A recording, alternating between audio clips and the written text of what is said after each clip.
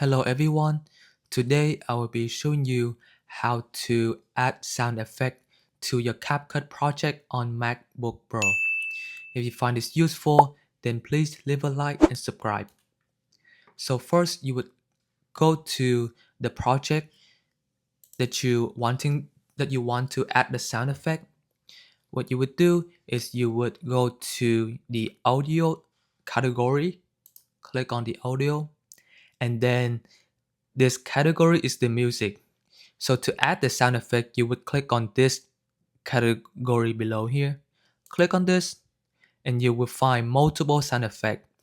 Now, if you want to search for the sound effect like a whoosh sound or like a pop sound, then you just have to type it out. Let's say we want to hear this sound effect. You can click on it. That's a whoosh sound. So you can drag this down to your project over here. So when you hit play, it should play the whoosh sound.